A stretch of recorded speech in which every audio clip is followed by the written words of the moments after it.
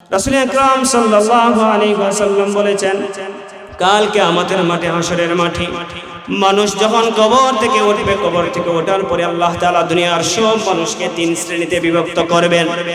দুনিয়ার সব মানুষকে আল্লাহ তাআলা তিন ভাগে ভাগ করবেন। এক শ্রেণীর মানুষ হবে যারা কাল কিয়ামতের মাঠে, হাসরের মাঠে যাবে। তারা হবে ওই শ্রেণীর মানুষ যারা সিনফান মুশাতান, যারা তাদের পায়ে দ্বারা হেঁটে হেঁটে হাসরের মাঠে যাবে। আরেক দল হলো ওয়াসিনফান রুকবানান, আরেক শ্রেণীর মানুষ হলো যারা কবর থেকে ওঠার পরে আল্লাহ তাআলা তাদেরকে হাঁটিয়ে হাঁটিয়ে হাঁটিয়ে তারা হাসরের মাঠে যাবে না, বরং আল্লাহ তাআলা তার সম্মানজনক আরোহণ দ্বারা, সম্মানজনক গাড়ির মাধ্যমে, সম্মানজনক প্রাইভেট কারের মাধ্যমে আল্লাহ তাআলা তার সম্মানিত ব্যক্তিদেরকে, তার সম্মানিত মানুষদেরকে আরশের নিচে নিয়ে নেবে। এটা হলো 2 নম্বর শ্রেণী, যাদেরকে আল্লাহ তাআলা বাহনের মাধ্যমে আল্লাহ তাআলা তাদেরকে নেবেন। 3 নম্বর শ্রেণী যারা কবর থেকে ওঠার পরে হাসরের মাঠে যাবে, এরা হবে ওয়াসিনফান আলা উজুহিহিম। আরেক শ্রেণীর হলো 3 নম্বর শ্রেণী হলো ওই সকল মানুষ যারা তাদের মুখের উপর টেক দিয়ে, যারা তাদের মুখের উপরে বর দিয়ে দিয়ে কাল কিয়ামতের মাঠে, হাসরের মাঠের দিকে যাবে। একথা শোনার পরে যে সাহাবী হাদিসটা বর্ণনা করেছেন, ওই সাহাবী আশ্চর্যান্বিত হয়ে গেলেন, আশ্চর্য হয়ে গেলেন। আহারে, কিভাবে তারা চেহারার উপরে ভর দিয়ে দিয়ে, চেহারা দিয়ে হাঁটিয়ে হাঁটিয়ে তারা কিয়ামতের মাঠে যাবে, হাসরের মাঠে যাবে। তিনি রাসূল আকরাম সাল্লাল্লাহু আলাইহি ওয়াসাল্লামকে প্রশ্ন করলেন, কাইলা ইয়া রাসূলুল্লাহ কাইফা ইয়ামশুনা আলা উজুহিহিম, কিভাবে ওই সকল মানুষেরা হাসরের মাঠে চেহারার উপর ভর দিয়ে দিয়ে যাবে?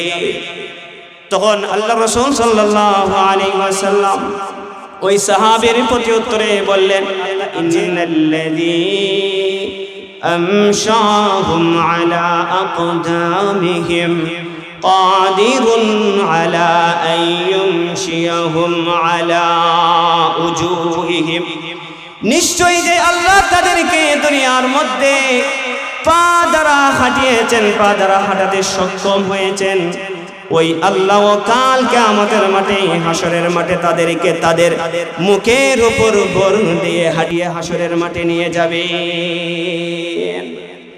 তাহলে এই হাদিস থেকে আমরা জানলাম যে আল্লাহ রাসূল সাল্লাল্লাহু আলাইহি ওয়াসাল্লাম বলেছেন যে কাল কিয়ামতের মাঠে, হাসরের মাঠে মানুষকে, দুনিয়ার সব মানুষকে 3 ভাগে বিভক্ত করে আল্লাহ তাআলা দুনিয়ার সব মানুষকে হাসরের মাঠে সমবেত করবেন।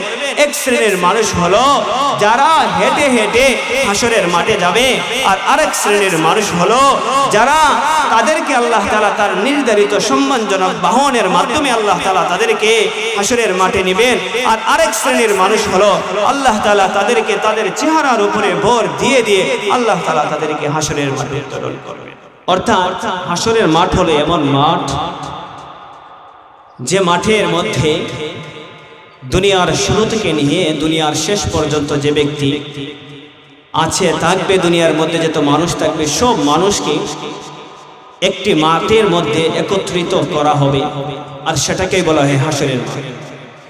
সেই জন্য আল্লাহ সুবহানাহু ওয়া তাআলা সূরা ওয়াকিয়ার 49 এবং 50 নম্বর আয়াতের মধ্যে আল্লাহ তাআলা বলেন, কুল ইন্নাল আউয়ালিনা ওয়াল আখিরিন লামাজমুউনা ইলা মিকাতি ইয়াউমিন মা'লুম। হে নবী, আপনি তাদেরকে জানিয়ে দাও, আমি আল্লাহ শুরু থেকে নিয়ে শেষ পর্যন্ত যত মানুষ এই দুনিয়ার মধ্যে আগমন করেছে, এই দুনিয়ার মধ্যে এসেছে, বাবা আদম থেকে নিয়ে দুনিয়ার শেষ পর্যন্ত যে মানুষটা ছিল, ওই সব মানুষকে নির্ধারিত দিনে, নির্ধারিত একটা সময়ে আমি সবাইকে একত্রিত করব, আর সেটাকেই বলা হয় হাসরের মাঠ। আল্লাহ সুবহানাহু ওয়া তাআলা সেই সম্পর্কে আরো একটি আয়াত, যেটা সূরা তাগাবুনের মধ্যে এনেছেন। আল্লাহ তাআলা বলেন, ইয়াউমা ইয়াজমাউকুম লিয়াউমিল জাম' যালিকা ইয়াউমুত তাগাবুন। আল্লাহ বলেন, স্মরণ করো সেই দিনের কথা, যেই দিন আমি সবাইকে একত্রিত করব, সবাইকে জমা করব, আর সেই দিনটা হইবে যালিকা ইয়াউমুত তাগাবুন, অর্থাৎ হার জিতের দিন। সেই দিন হবে কারো জন্য জয়ের দিন, আর সেই দিনটা হবে কারো জন্য পরাজয়ের দিন। সেই জন্য আল্লাহ সুবহানাহু ওয়া তাআলা অন্য জায়গার মধ্যে ইরশাদ করেছেন, জানিয়ে দিয়েছেন। আল্লাহ তাআলা বলেন, ইয়াউমা তাবয়াদু উজুহু ওয়া তাসওয়াদু উজুহ। সেই হাসরের মাঠে অনেক মানুষের চেহারা হবে সাদা, অনেক মানুষের চেহারা হবে কালো মসৃণ।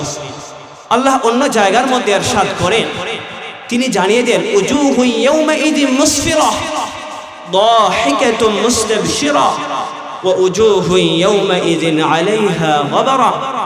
আল্লাহ সুবহানাহু ওয়া তাআলা বলেন, সেই হাসরের মাঠ, সেই কিয়ামতের মাঠ, সেই কিয়ামতের মাঠে অনেকের চেহারা হবে উজ্জ্বল, অনেকের চেহারা হবে হাস্যোজ্জ্বল, অনেকের চেহারা হবে প্রফুল্লত, আবার অনেকের চেহারা হবে মলিন, ধুলায় মিশ্রিত কালো বর্ণের হবে।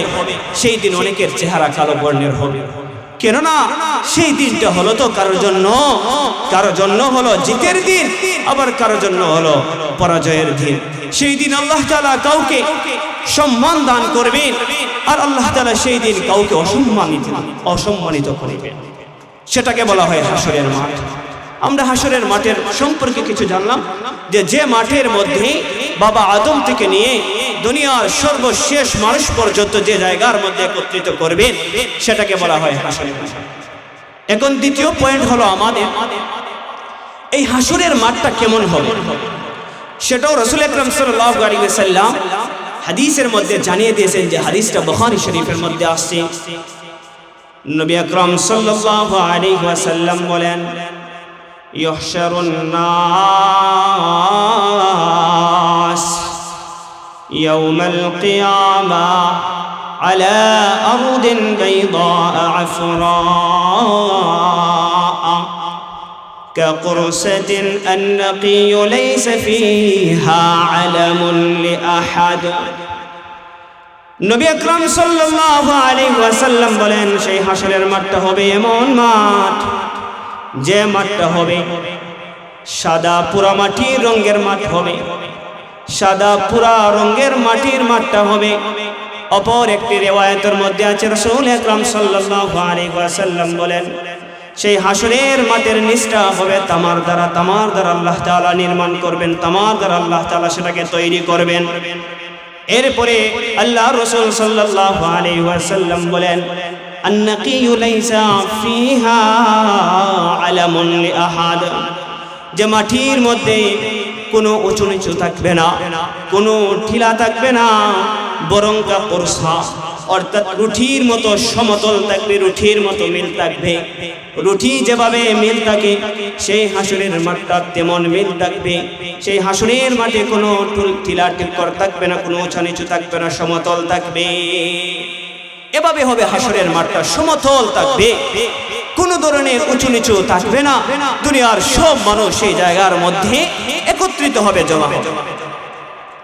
এখন আসি সেই হাসরের মাঠে মানুষ কিভাবে যাবে, বা কোন কোয়ালিফিকেশনে সেই হাসরের মাঠে মানুষ যাবে, সেটাও নবী আকরাম সাল্লাল্লাহু আলাইহি ওয়াসাল্লাম বলেন, মানুষ যখন কবর থেকে উঠবে, ওঠার পরে সেই হাসরের মাঠে মানুষ কিভাবে যাবে।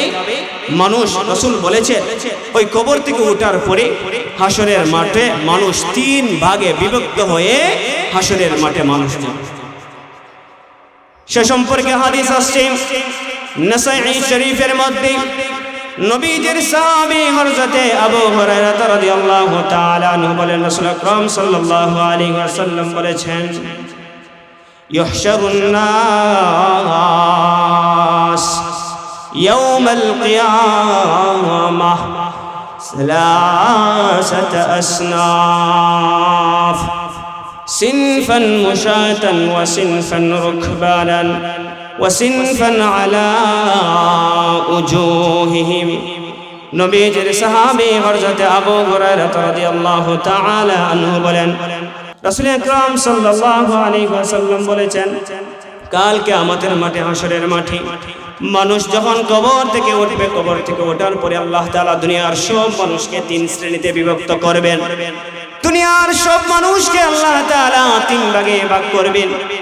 এক শ্রেণীর মানুষ হবে যারা কাল কিয়ামতের মাঠে, হাসরের মাঠে যাবে। তারা হবে ওই শ্রেণীর মানুষ যারা সিনফান মুশাতান, যারা তাদের পায়ে দ্বারা হেঁটে হেঁটে হাসরের মাঠে যাবে।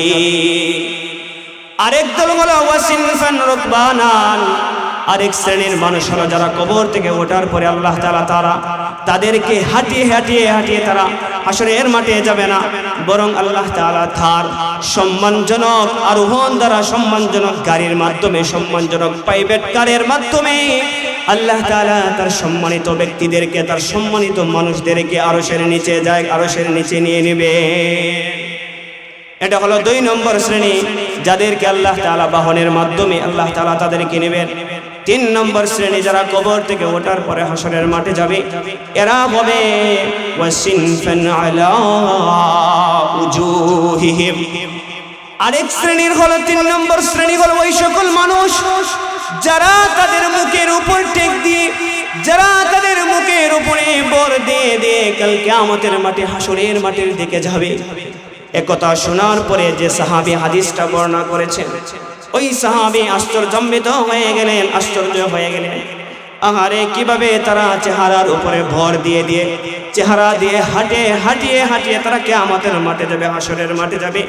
তিনি রাসূল আকরাম সাল্লাল্লাহু আলাইহি ওয়াসাল্লামকে প্রশ্ন করলেন, কাইলা ইয়া রাসূলুল্লাহ কাইফা ইয়ামশুনা আলা উজুহিহিম, কিভাবে ওই সকল মানুষেরা হাসরের মাঠে চেহারার উপর ভর দিয়ে দিয়ে যাবে। তখন আল্লাহ রাসূল সাল্লাল্লাহু আলাইহি ওয়াসাল্লাম ওই সাহাবীর প্রতি উত্তরে বললেন যে আল্লাহ ইন্নাল্লাযী আমশাহুম আলা আকদামিহিম কাদিরুন আলা আইয়ুমশিয়াহুম আলা উজুহিহিম, নিশ্চয়ই যে আল্লাহ তাদেরকে দুনিয়ার মধ্যে পা দ্বারা হাঁটিয়েছেন, পা দ্বারা হাঁটাতে সক্ষম হয়েছেন, ওই আল্লাহ কাল কিয়ামতের মাঠে হাসরের মাঠে তাদেরকে তাদের মুখের উপর ভর দিয়ে হাঁটিয়ে হাসরের মাঠে নিয়ে যাবে। তাহলে এই হাদিস থেকে আমরা জানলাম যে আল্লাহ রাসূল সাল্লাল্লাহু আলাইহি ওয়াসাল্লাম বলেছেন যে কাল কিয়ামতের মাঠে হাসরের মাঠে মানুষকে, দুনিয়ার সব মানুষকে 3 ভাগে বিভক্ত করে আল্লাহ তাআলা দুনিয়ার সব মানুষকে হাসরের মাঠে সমবেত করবেন।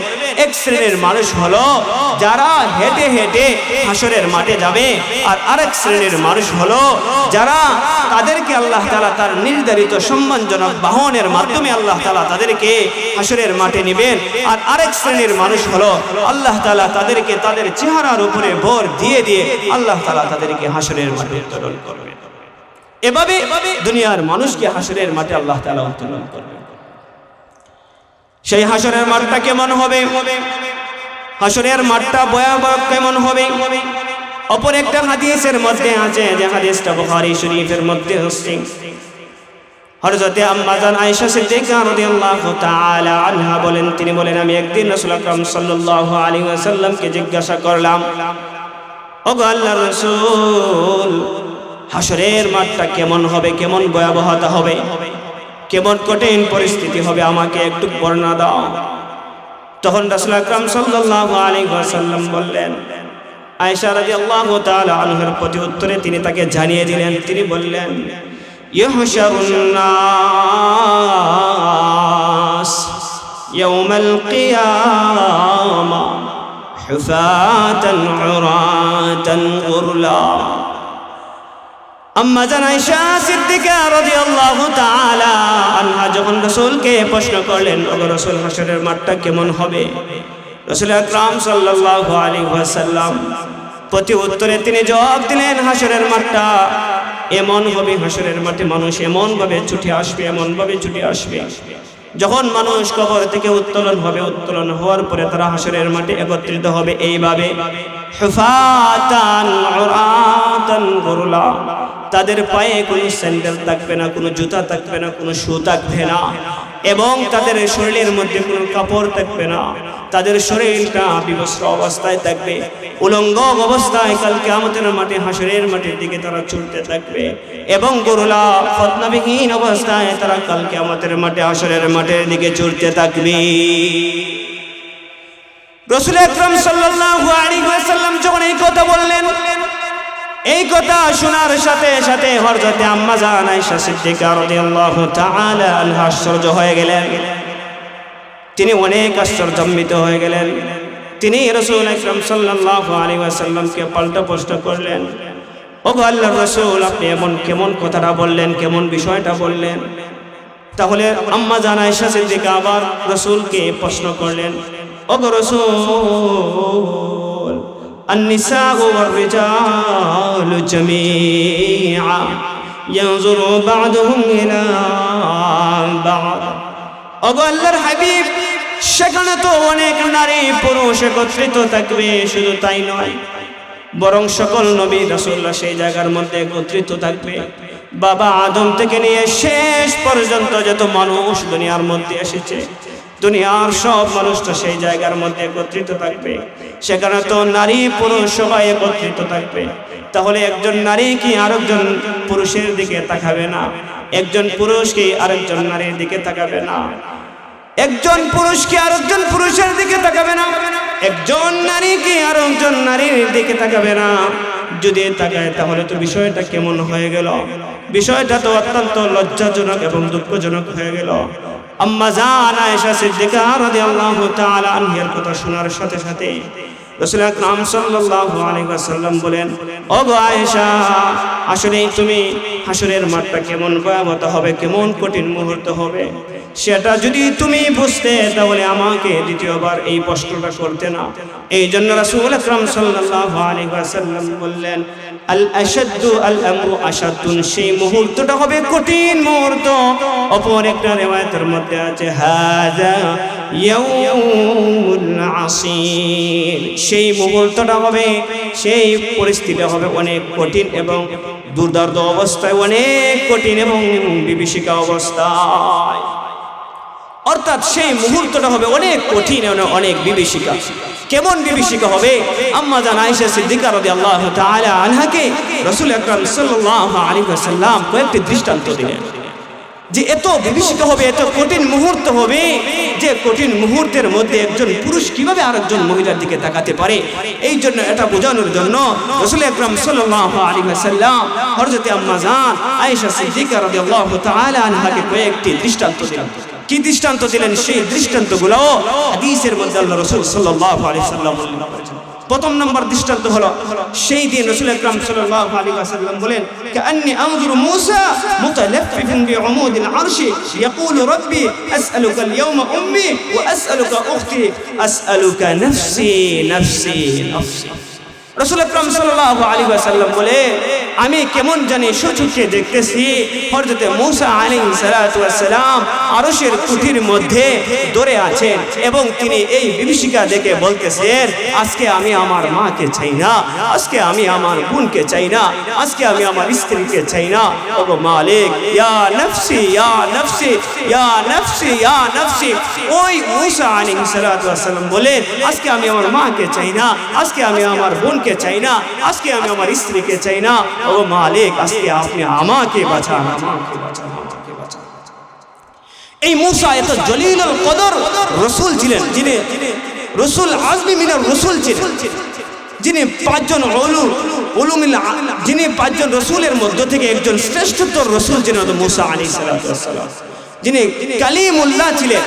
এত গ্রহণযোগ্য একজন নবী ছিলেন, যিনি আল্লাহ তাআলার সাথে সরাসরি কথা বলেছেন।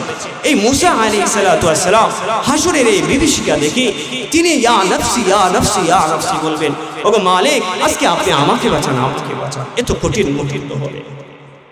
রাসূল আকরাম সাল্লাল্লাহু আলাইহি সাল্লাম আম্মা জান আয়েশা সিদ্দিকাকে আরেকটা দৃষ্টান্ত দিলেন, সেটাও তাফসীরের মধ্যে আছে, হাদিসের মধ্যে আছে। আল্লাহ রাসূল সাল্লাল্লাহু আলাইহি ওয়াসাল্লাম বলেন, সেই দিন হযরত ইয়াকুব আলাইহিস সালাতু ওয়াস সালাম তার ছেলে ইউসুফ আলাইহিস সালাতু ওয়াস সালামকে তার সামনে দেখবেন। যে ইয়াকুব আলাইহিস সালাতু ওয়াস সালাম সেই ইউসুফের জন্য তাফসীরের মধ্যে আছে লাগাতার একদিন নয়, দুই দিন নয়, এক বছর নয়, 2 বছর নয়, যে ইউসুফের জন্য ইয়াকুব আলাইহিস সালাতু ওয়াস সালাম লাগাতার 40 বছর কান্না করেছেন। কান্না করতে করতে এমনকি শেষ পর্যন্ত ওনার উভয় চোখ অন্ধ হয়ে গেছে। এত পরিমাণের কান্না করেছেন তার আদরের ছেলের জন্য, তার কলিজার টুকরা ছেলের জন্য। এত পরিমাণের কান্না করেছেন।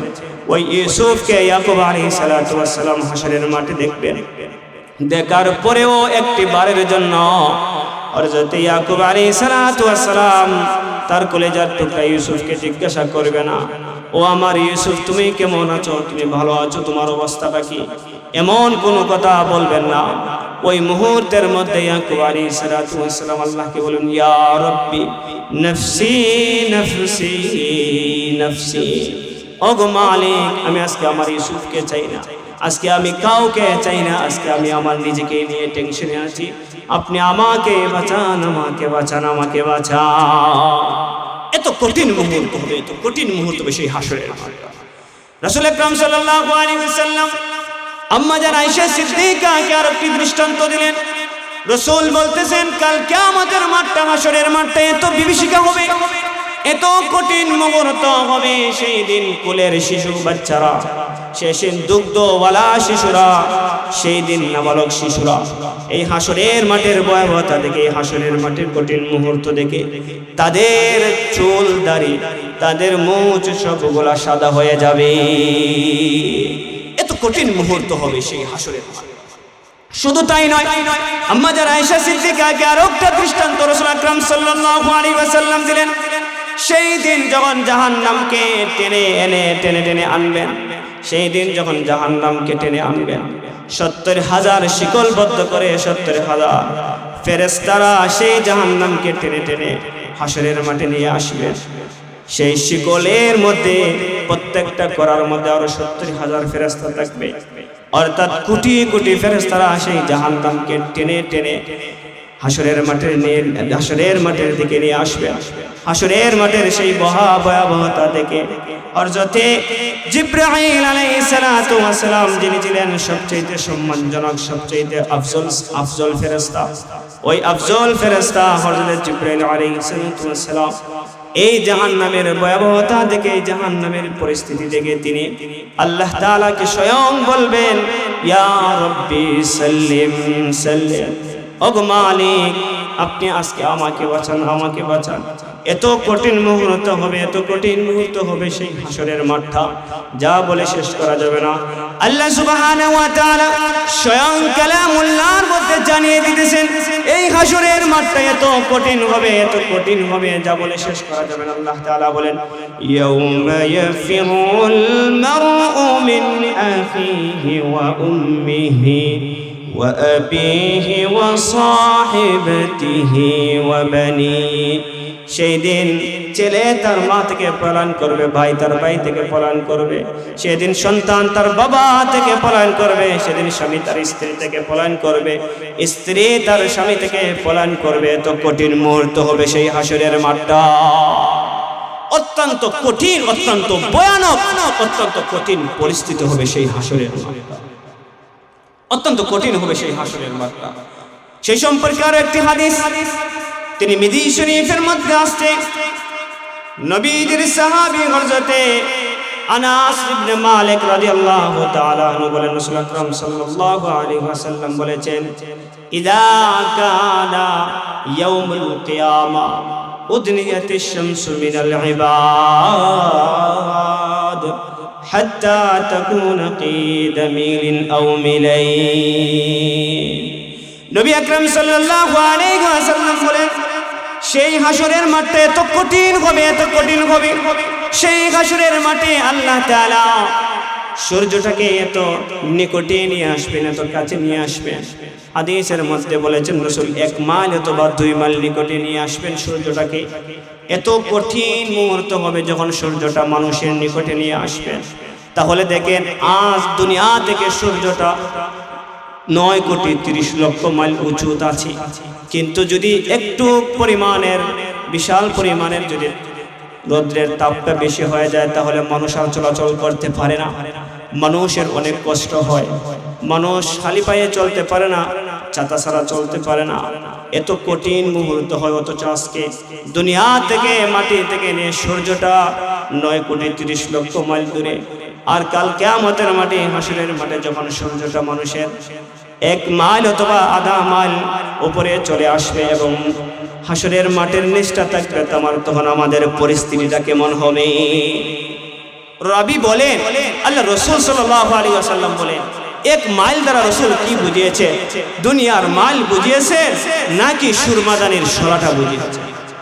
হয়তো আমাদের এই সূর্যটা আমাদের মাথার 4 আঙ্গুল উপরে থাকবে, নয়তো সূর্যটা আমাদের 1 মাইল উপরে থাকবে।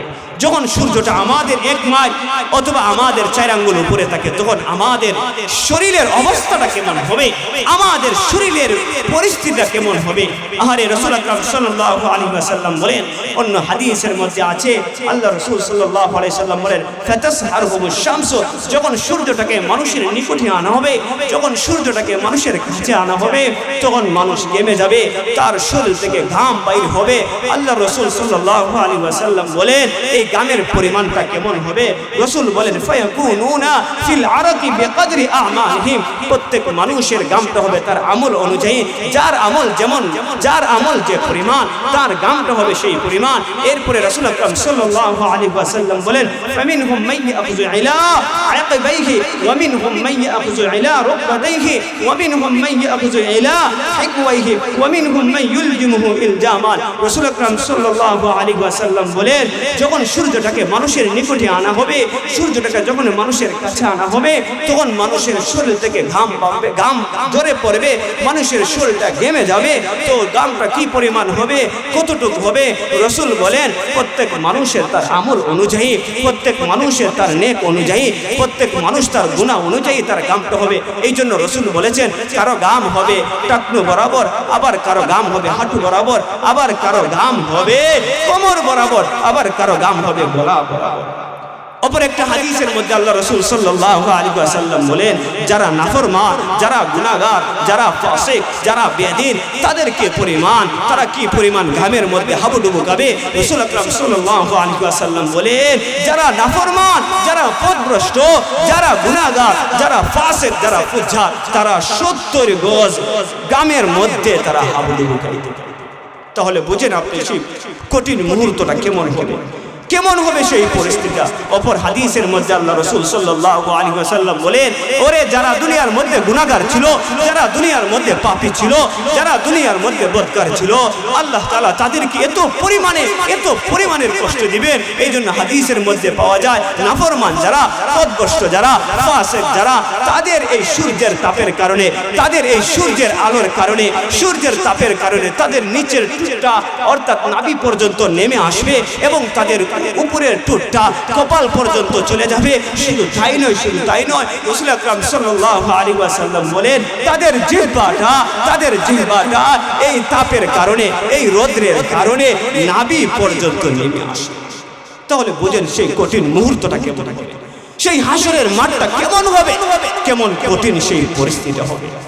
এত পরিস্থিতির মধ্যে আমরা এত নগণ্য বান্দা, আমরা এত গুনাহগার বান্দা, আমাদের দ্বারা সেই আযাব, সেই গজব আমাদের দ্বারা সহ্য করা সম্ভব হবে না। এই জন্য তিরমিজি শরীফের মধ্যে অন্য একটা হাদিসের মধ্যে রাসূল বলেন, রাসূল আকরাম সাল্লাল্লাহু আলাইহি সাল্লাম জানিয়ে দেন, ও দুনিয়ার মানুষ, তোমরা যে এই কিয়ামতের মাঠের, হাসরের মাঠের যে শাস্তিটা ভোগ করবে, ভোগ করার মতো যে শক্তি সামর্থ্য লাগে, যে ধৈর্য লাগে, সেই ধৈর্যটাও তোমাদের কাল কিয়ামতের মাঠে, হাসরের মাঠে থাকবে না। পরিস্থিতি এবং কেমন কঠিন মুহূর্ত হবে কাল কিয়ামতের মাঠটা, হাসরের মাঠটা কেমন কঠিন মুহূর্ত হবে, সেই হাসরের বিভীষিকা। এই হাসরের বিভীষিকা থেকে যদি আমরা বাঁচতে চাই, এই কঠিন মুহূর্ত থেকে যদি আমরা বাঁচতে চাই, এই কঠিন পরিস্থিতি থেকে যদি আমরা বাঁচতে চাই, রাসূলের যে হাদিস এসেছে, রাসূল যে হাদিস বলেছেন যে 7 শ্রেণীর মানুষদেরকে, 7 কোয়ালিটির মানুষদেরকে আল্লাহ তাআলা এই আরশের নিচে তার জায়গা দিবেন। এরকম হাসরের বিভীষিকার মধ্যে, হাসরের কঠিন মুহূর্তের মধ্যে আল্লাহ তাআলা ওই সকল বান্দাদেরকে রাখবেন না, ওই সকল বান্দাদেরকে আল্লাহ তাআলা শাস্তি দিবেন না, বরং আল্লাহ তাআলা তার নির্ধারিত জায়গা, আল্লাহ তাআলা তার সেফ জায়গা, আল্লাহ তাআলা তার আরামের জায়গা, আরশের নিচে আল্লাহ তাআলা জায়গা দিবেন। আর ওই 7 শ্রেণীর মধ্যে থেকে একটা শ্রেণী হলো যাদের অন্তরটা, যাদের দিলটা, যাদের কলবটা মসজিদের সাথে সম্পর্ক রাখে, আল্লাহ তাআলা তাদেরকে তার আরশের নিচে জায়গা দান করবেন। বলেন না সুবহানাল্লাহ। আজকে দুনিয়ার মানুষের মসজিদের সাথে কোনো তাআল্লুক নাই। আজকে দুনিয়ার মানুষ মসজিদের সাথে কোনো সম্পর্ক নাই। ওরা মসজিদ থেকে দূরে দূরে সরে যাচ্ছে, ওরা আল্লাহর ঘর থেকে দূরে দূরে কোথায় যেন সরে যাচ্ছে। ওদের কোনো সম্পর্ক নাই মসজিদের জন্য। ওরা কি জানে না ওদেরকে পৃথিবীর মধ্যে কেন প্রেরণ করা হয়েছে আর কেনই বা আল্লাহ তাআলা তাদেরকে সৃষ্টি করেছেন? আল্লাহ তাআলা তো বলেন আফা হাসিবতুম আন্নামা খালাকনাকুম আবাসা ওয়া আন্নাকুম ইলাইনা লা তুরজাউন। ও দুনিয়ার মানুষ, আমি তো তোমাদেরকে অনর্থক সৃষ্টি করি নাই, আমি তো তোমাদেরকে অনর্থক বানাই নাই, তাহলে আল্লাহ তাআলা আমাদেরকে কেনই বানিয়েছেন দুনিয়ার মধ্যে? আল্লাহ তাআলা অন্য একটা আয়াতের মধ্যে বলেন ওমা খালাকতুল জিন্না ওয়াল ইনসা ইল্লা লিয়াবুদুন। আমি তো দুনিয়ার মানুষকে সৃষ্টি করেছি আমার ইবাদত করার জন্য, আমার বندگی করার জন্য। ওরা তো আমার ইবাদত করে না, ওরা তো আমার বندگی করে না, ওরা তো আমার মসজিদে আসে না, ওরা তো আমার মসজিদের সাথে তাআল্লুক রাখে না। ওরা কই জানে আমার মসজিদ থেকে দূরে সরে যায়, ওরা কই জানে আমার মসজিদ থেকে দূরে থাকে। এই জন্য রাসূল বলেছেন যাদের অন্তরটা, যাদের দিলটা মসজিদের সাথে সম্পর্ক রাখবে, মসজিদের সাথে তাআল্লুক রাখবে, আল্লাহ তাআলা কাল কিয়ামতের মাঠে, হাসরের মাঠে তাদেরকে আরশের নিচে জায়গা দান করবে। তো মসজিদের সাথে যাদের সম্পর্ক হবে, মসজিদের সাথে যাদের তাআল্লুক হবে, আল্লাহ তাআলা তাদেরকে আরশের নিচে জায়গা দেবেন। এই মসজিদ সম্পর্কে আমি কয়েকটা কথা বলবো। প্রথম কথা হলো মসজিদ হলো আল্লাহ তাআলার কাছে দুনিয়ার মধ্যে সবচাইতে শ্রেষ্ঠ এবং প্রিয় জায়গা। বলেন না সুবহানাল্লাহ। সেই হাদিসটা মুসলিম শরীফের মধ্যে আসছে। নবীজির সাহাবী হযরত আবু হুরায়রা রাদিয়াল্লাহু তাআলা আনহু বলেন রাসূল আকরাম সাল্লাল্লাহু আলাইহি ওয়াসাল্লাম বলেছেন আহাব্বুল বিলাদি ইলাল্লাহি মাসাজিদুহা ওয়া আবগাদুল বিলাদি ইলাল্লাহি আসওয়াকুহা। নবীজির সাহাবী হযরত আবু হুরায়রা রাদিয়াল্লাহু তাআলা আনহু বলেন রাসূল আকরাম সাল্লাল্লাহু আলাইহি ওয়াসাল্লাম বলেছেন আল্লাহ তাআলার কাছে দুনিয়ার মধ্যে সবচেয়ে শ্রেষ্ঠ, সবচেয়ে আফজল জায়গা হলো মসজিদ, আর দুনিয়ার মধ্যে সবচেয়ে নিকৃষ্ট এবং সবচেয়ে অপছন্দনীয় জায়গা হলো বাজার। তাহলে আমরা হাদিস থেকে জানলাম যে আল্লাহ তাআলার কাছে দুনিয়ার মধ্যে সবচেয়ে শ্রেষ্ঠ এবং ফজিলতপূর্ণ, মর্যাদাপূর্ণ জায়গা হলো মসজিদ, আর দুনিয়ার মধ্যে সবচেয়ে নিকৃষ্ট এবং অপছন্দনীয় জায়গা হলো বাজার। এই মসজিদ সম্পর্কে 2 নম্বর পয়েন্ট, মসজিদ দুনিয়ার মধ্যে যত মসজিদ আছে সবগুলো হলো আল্লাহ তাআলার ঘর। সেই সম্পর্কে হাদিস নবীজির সাহাবী হযরত ইবনে আব্বাস রাদিয়াল্লাহু তাআলা আনহু বলেন, তিনি বলেন আল মাসাজিদু বুয়ুতুল্লাহি ফিল আরদ। দুনিয়ার মধ্যে যত মসজিদগুলো আছে, যত ঘরগুলো আল্লাহ তাআলার মসজিদ, যত দুনিয়ার মধ্যে যত মসজিদগুলো আছে সব মসজিদগুলো হলো আল্লাহ তাআলার ঘর। কেমন ঘর? তুদিউল আহলিস সামা, ওই ঘরগুলো আকাশকে আলোকিত করে দেয়। কেমন আলোকিত করে দেয়? কামা তুদিউ নুজুমুস সামাই লি আহলিল আরদ। আকাশের তারকা, আকাশের নক্ষত্র, আকাশের চাঁদ যেভাবে দুনিয়াকে আলোকিত করে দেয়, দুনিয়াকে আলোকময় করে দেয়, ঠিক তেমনি ভাবে দুনিয়ার মসজিদগুলোও আল্লাহ তাআলার আকাশকে সেভাবে আলোকিত করে দেয়। বলেন না। তাহলে প্রথম পয়েন্ট জানলাম মসজিদ হলো আল্লাহ তাআলার সবচেয়ে প্রিয় জায়গা। 2 নম্বর পয়েন্ট হলো দুনিয়ার মধ্যে যত মসজিদ আছে সবগুলো হলো আল্লাহ তাআলা। 3 নম্বর পয়েন্ট, দুনিয়ার মধ্যে যারা মসজিদকে আবাদ করবে এরা কাল কিয়ামতের মাঠে, হাসরের মাঠে এরাই হবে আল্লাহ তাআলার প্রতিবেশী। বলেন না সুবহানাল্লাহ। তাহলে এর চাইতে বড় ফজিলত আর কিছু হতে পারে? আল্লাহ তাআলার প্রতিবেশী হলে এর চাইতে ভাগ্য, এর চাইতে সফল কাম আর কি হতে পারে? বলেন। সেই সম্পর্কে হাদিস আসছে নবীজির সাহাবী হযরত আনাস রাদিয়াল্লাহু তাআলা আনহু বলেন রাসূল আকরাম সাল্লাল্লাহু আলাইহি ওয়াসাল্লাম বলেছেন ইন্নাল্লাহা লা ইউনাদি ইয়াওমাল কিয়ামাহ আইনা জিরানি আইনা জিরান ফাতাকুলুল মালাইকাতু ربنا ومن ينبغي أن يجاورك فيقول عمار المساجد। بولن الله أكبر। নবীজির সাহাবী হযরত আনাস রাদিয়াল্লাহু তাআলা আনহু বলেন রাসূল আকরাম সাল্লাল্লাহু আলাইহি ওয়াসাল্লাম বলেছেন আল্লাহ তাআলা কাল কিয়ামতের মাঠে, হাসরের মাঠে তিনি ঘোষণা করবেন, তিনি ডাকবেন কই আমার প্রতিবেশী, আইনা জিরানি আইনা জিরান, আমার প্রতিবেশীরা কোথায়? সেই হাসরের মাঠ, সেই কঠিন মুহূর্তের মধ্যে আল্লাহ তাআলা ঘোষণা করবেন, দুনিয়ার সব মানুষ যখন একত্রিত থাকবে, দুনিয়ার সব মানুষ যখন এক জায়গার মধ্যে সমবেত থাকবে, ওই জায়গার মধ্যে আল্লাহ তাআলা ঘোষণা করবেন, আইনা জিরানি আইনা জিরান, ও দুনিয়ার মধ্যে আমার প্রতিবেশীরা কোথায় রে, আমার প্রতিবেশীরা কোথায় রে, তোমরা কোথায় আছো, তোমরা আমার কাছে চলে আসো, আমার কাছে চলে আসো। যখন আল্লাহ তাআলা এই ঘোষণা দিবেন, এই ঘোষণা দেওয়ার সাথে সাথে ফেরেশতারা আশ্চর্য হয়ে যাবে। ফেরেশতারা আশ্চর্য হয়ে বলবে, আল্লাহ তাআলা কে বলবে, রব্বানা ওয়া মান ইয়ানবাগি আন ইউজাইরাকা। ফেরেশতারা আশ্চর্য হয়ে আল্লাহ তাআলা কে বলবে, এমন কোন ভাগ্যবান ব্যক্তিরা, এমন কোন মানুষরা যারা আপনার প্রতিবেশী হওয়ার যোগ্য রাখে, আপনার প্রতিবেশী হওয়ার হক রাখে, এত সৌভাগ্যবান ব্যক্তিরা কারা গো মাওলা, কারা গো মাওলা, এত সৌভাগ্যবান ব্যক্তি কারা যারা আপনার প্রতিবেশী হওয়ার যোগ্য রাখে। আল্লাহ তাআলা স্বয়ং ফেরেশতাদের প্রতি উত্তরে বলেন, ফায়াকুলু উম্মারুল মাসাজিদ। আল্লাহ তাআলা স্বয়ং বলেন, যারা দুনিয়ার মধ্যে মসজিদকে আবাদ করেছিল, যারা দুনিয়ার মধ্যে মসজিদে এসে নামাজ পড়েছিল, যারা দুনিয়ার মধ্যে মসজিদে রীতিমতো আসতো, মসজিদের সাথে যারা যাদের তাআল্লুক রেখেছিল, মসজিদে এসে যারা নামাজ পড়তো, কাল কিয়ামতের মাঠে, হাসরের মাঠে এরাই হবে আমার প্রতিবেশী। তাহলে আল্লাহ রাসূল কি বলেছেন? আল্লাহ রাসূল বলেছেন যে যারা দুনিয়ার মধ্যে মসজিদের সাথে সম্পর্ক রাখবে, যারা দুনিয়ার মধ্যে মসজিদকে আবাদ করবে, যারা দুনিয়ার মধ্যে মসজিদের সাথে তাআল্লুক রাখবে, কাল কিয়ামতের মাঠে, হাসরের মাঠে এরাই হবে আমার প্রতিবেশী। বলেন না? তাহলে আমরা চাই কি চাই না আল্লাহর প্রতিবেশী হতে? চাই কি চাই না বলেন? আমরা অবশ্যই আল্লাহ তাআলার প্রতিবেশী হতে চাই। তা আল্লাহর প্রতিবেশী হতে হলে আমাদের কি করা লাগবে? মসজিদ থেকে দূরে দূরে সরে থাকবে নাকি? না, মসজিদের সাথে সম্পর্ক থাকতে হবে আমাদের, মসজিদের সাথে তাআল্লুক আমাদেরকে রাখতে হবে, মসজিদের সাথে আমাদের নিসবত আরো বেশি গ্রহণ করতে হবে।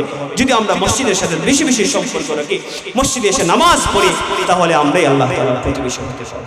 আর যারাই আল্লাহ তাআলার প্রতিবেশী হবে, আল্লাহ তাআলা তাদেরকে তো জাহান্নামে নিক্ষেপ করবেন না, আল্লাহ তাআলা তো তাদেরকে জান্নাতের মধ্যে প্রবেশ করাবেন। বলেন না?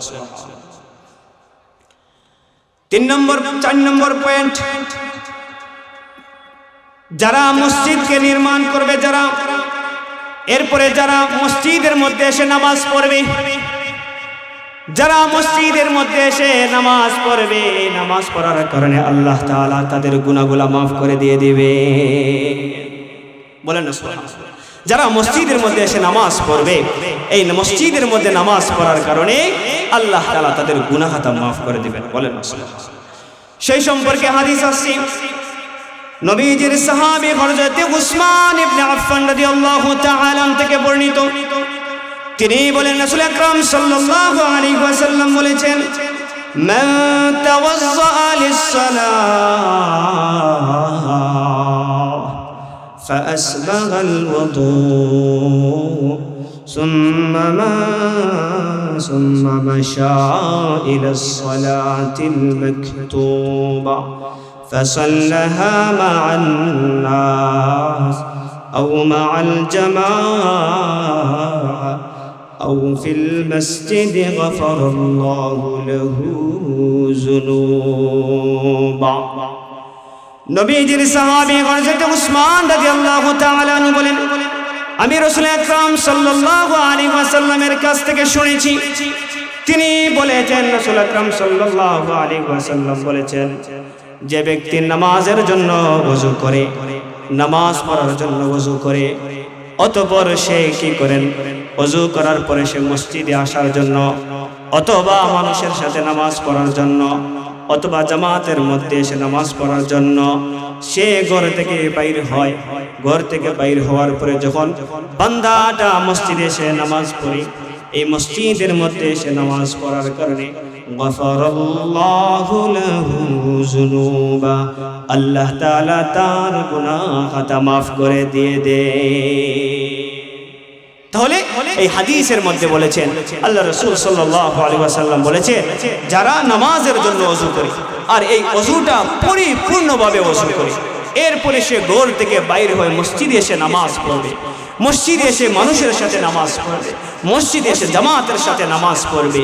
এই উদ্দেশ্যে যখন বাইর হয় তখন আল্লাহ রাসূল সাল্লাল্লাহু আলাইহি সাল্লাম জানিয়ে দেন, এই মসজিদে এসে নামাজ শুরু করার কারণে আমি আল্লাহ তার পিছনের জিন্দেগানির সব গুনাহটা মাফ করে দিয়ে থাকি। শুধু তাই নয়, অপর একটা হাদিসের মধ্যে আছে আল্লাহর রাসূল সাল্লাল্লাহু আলাইহি ওয়াসাল্লাম বলেছেন, যখন কোনো বান্দা তার ঘর থেকে বাইর হয়ে মসজিদ পর্যন্ত আসে নামাজ পড়ার জন্য, তখন রাসূল বলেন ওই বান্দার প্রতিটা কদমে কদমে আমি আল্লাহ এক একটা গুনাহ খাতা মাফ করে দিয়ে দে। শুধু তাই নয়, বরং এক একটা কদমে আমি আল্লাহ তার আমলনামার মধ্যে নেকি লিখে দে। সেই জন্য রাসূল আকরাম সাল্লাল্লাহু আলাইহি সাল্লাম বলেছেন যে যারা মসজিদের মধ্যে এসে নামাজ পড়বে, যারা মসজিদের মধ্যে এসে নামাজ পড়বে, আল্লাহ তাআলা ওই সকল বান্দাদের যে সকল গুনাহ আছে, যে সকল গুনাহাতা আছে, আল্লাহ তাআলা এই মসজিদে এসে নামাজ পড়ার নিসবতে, মসজিদে নামাজ পড়ার কারণে আল্লাহ তাআলা তাদের পিছনের গুনাহাতা মাফ করে দেন। বলেন রাসূল। পঞ্চম নম্বর পয়েন্ট মসজিদ সম্পর্কে, যে যতবার দুনিয়ার মধ্যে এসে মসজিদে আগমন করবে, মসজিদে আসা যাওয়া করবে, মসজিদের মধ্যে যে যতবার দুনিয়ার মধ্যে আসবে, আল্লাহ তাআলা ওই বান্দাকে ততবার জান্নাতের মধ্যে মেহমানদারি করাবে। বলেন না সুবহানাল্লাহ। তাহলে দুনিয়ার মধ্যে এই মসজিদের মধ্যে যে যতবার আসবে, আল্লাহ তাআলা ওই বান্দাকে কাল কিয়ামতের মাঠে জান্নাতের মধ্যে আল্লাহ তাআলা জান্নাতের মধ্যে ওই বান্দাকে ততবার মেহমানদারি করাবেন। বলেন। তাহলে আল্লাহ তাআলা আমাদেরকে মেহমানদারি করাবেন, তাহলে বিষয়টা বুঝেন কেমন হবে। আরে আজকে যদি আপনাকে এই সুনামগঞ্জের এমপি যদি আপনাকে আজকে দাওয়াত দেয় তার বাড়িতে যাওয়ার জন্য, আপনার কতটুকু খুশি হবে? বলেন আপনার কতটুকু, আপনি কি পরিমাণ খুশি হবেন? শুধু তাই নয়, যদি আপনাকে সিলেটে আপনাকে আমাদের এই অঞ্চলে একজন এমপি যদি আপনাকে দাওয়াত দেয়, তাহলে আপনার অবস্থাটা কেমন হবে? যদি বাংলাদেশের রাষ্ট্রপ্রধান আপনাকে তার বাসায় দাওয়াত দেয়, তাহলে আপনার অবস্থাটা কেমন হবে? ধরলাম বিশ্বের সবচেয়ে বড় প্রেসিডেন্ট, সে যদি তার বাড়িতে যাওয়ার জন্য আপনাকে দাওয়াত দেয়, আপনার খুশির পরিমাণটা কেমন হবে? তাহলে সবচাইতে বড় প্রেসিডেন্ট হলেন তো আমার আল্লাহ, সবচাইতে বড় মালিক হলেন তো আমার আল্লাহ। ওই আল্লাহ কাল কিয়ামতের মাঠে জান্নাতের মধ্যে আমাদেরকে মেহমানদারি করাবে। আমরা যতবার মসজিদের মধ্যে আসবো, আল্লাহ তাআলা ততবার আমাদেরকে জান্নাতের মধ্যে মেহমানদারি করাবে। সেই সম্পর্কে হাদিস আছে বুখারী শরীফের মধ্যে, নবীজির সাহাবী হযরত আবু হুরায়রা রাদিয়াল্লাহু তাআলা আনহু বলেন, রাসূল আকরাম সাল্লাল্লাহু আলাইহি ওয়াসাল্লাম বলেছেন, মান গাদা ইলাল মসজিদ ওয়া রাহা আ'আদাল্লাহু লাহু নুজুলা মিনাল জান্নাহ। নবীজির সাহাবী হযরত আবু হুরায়রা রাদিয়াল্লাহু তাআলা থেকে বর্ণিত, তিনি বলেন রাসূল আকরাম সাল্লাল্লাহু আলাইহি ওয়াসাল্লাম বলেছেন, যে ব্যক্তি সকাল বিকাল মসজিদের মধ্যে আসা যাওয়া করে, মসজিদের মধ্যে আসে, মসজিদের মধ্যে সকালও আসে, মসজিদের মধ্যে বিকাল আসে, আল্লাহ তাআলা ওই বান্দাকে ততবার জান্নাতের মধ্যে মেহমানদারি করাবে। বলেন না সুবহানাল্লাহ। তাহলে দুনিয়ার মধ্যে যে যতবার মসজিদের মধ্যে আসবে, আল্লাহ তাআলা তাকে ততবার জান্নাতের মধ্যে মেহমানদারি করাবে। আল্লাহর মেহমানদারিটা কেমন মেহমানদারি হতে পারে? এই জান্নাতের মেহমানদারিটা কেমন হতে পারে? এই জান্নাতের নিয়ামত রাজিটা কেমন হতে পারে? আপনি আমার চিন্তা আসবে না। এই জন্য তো হাদিসের কুদসির মধ্যে আছে, যে হাদিসটা বুখারী শরীফের মধ্যে আছে, নবীজি সাল্লাল্লাহু আলাইহি ওয়াসাল্লাম বলেছেন যে আ'দাতু লিবাদিয়াস সালিহিন মা লা আইনুন রাআত ওয়া লা উযুনুন সামিআত ওয়া লা খাতারা আলা কলবি বাশার। আরে আমি জান্নাতের মধ্যে এমন এমন নিয়ামত রাজি সৃষ্টি করে রেখেছি, এমন এমন নিয়ামত রাজি দ্বারা আমি তৈরি করেছি, বান্দা তার কল্পনার দ্বারা চিন্তা করতে পারবে না, বান্দা তার চোখ দ্বারা আয়ত্ত করতে পারবে না, বান্দা তার কান দ্বারা কোনো কিছু শ্রবণ করবে না। এত বড় বড় নিয়ামত, এত অকল্পনীয় নিয়ামত আমি আমার বান্দাদের জন্য, আমি আমার জান্নাতি বান্দাদের জন্য, এত ফজিলতপূর্ণ, এত মর্যাদাপূর্ণ জান্নাতের মধ্যে আল্লাহ তাআলা নিয়ামত রেখে আমাদের জন্য সৃষ্টি করেছেন। সেই জন্য যদি আমরা জান্নাতের মধ্যে যেতে চাই, সেই জন্য আল্লাহ তাআলা, আল্লাহ রাসূল যে হাদিসটা বলেছেন, যে যে যতবার মসজিদের মধ্যে আসবে, যে যতবার মসজিদের মধ্যে আসবে, আল্লাহ তাআলা তাকে ততবার জান্নাতের মধ্যে মেহমানদারি করাবেন। বলেন না। মসজিদ সম্পর্কে 6 নম্বর পয়েন্ট, যারা দুনিয়ার মধ্যে মসজিদ নির্মাণ করবে, দুনিয়ার মধ্যে যে মসজিদ বানাবে বা মসজিদের মধ্যে দান সদকাত করবে, আল্লাহ তাআলা তার জন্য জান্নাতের মধ্যে একটি ঘর নির্মাণ করবে। দুনিয়ার মধ্যে কেউ যদি মসজিদ বানায়, দুনিয়ার মধ্যে কেউ যদি মসজিদে দান সদকাত করে, আল্লাহ রাসূল সাল্লাল্লাহু আলাইহি ওয়াসাল্লাম বলেন আল্লাহ তাআলা ওই বান্দার জন্য জান্নাতের মধ্যে একটি বালাখানা, একটি বিল্ডিং তৈরি করবেন। বলেন না সুবহানাল্লাহ।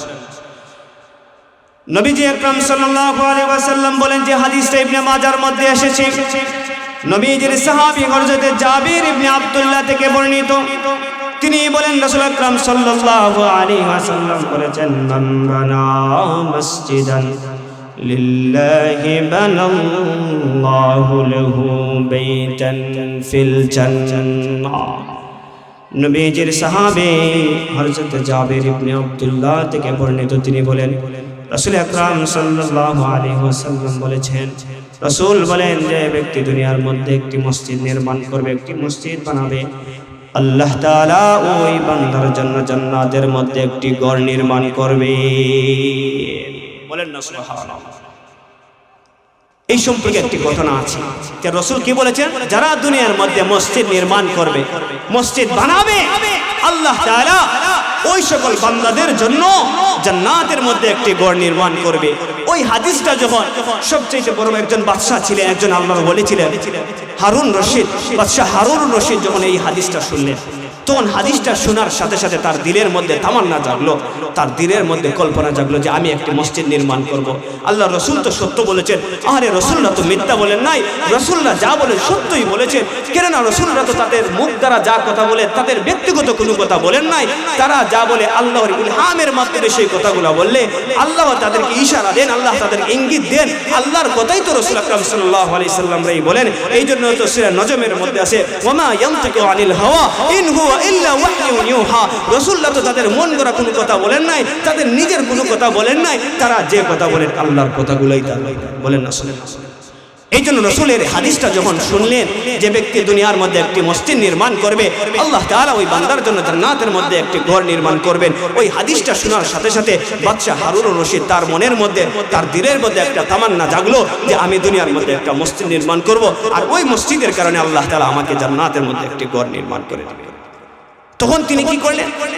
তখন তিনি তার ওজির মন্ত্রী সব পরিষদ বর্গদেরকে ডেকে আনলেন তার সামনে, এনে বললেন যে আমি তো ইচ্ছা করেছি একটা মসজিদ নির্মাণ করব, তবে এর মধ্যে একটা শর্ত আছে। যে কি শর্ত?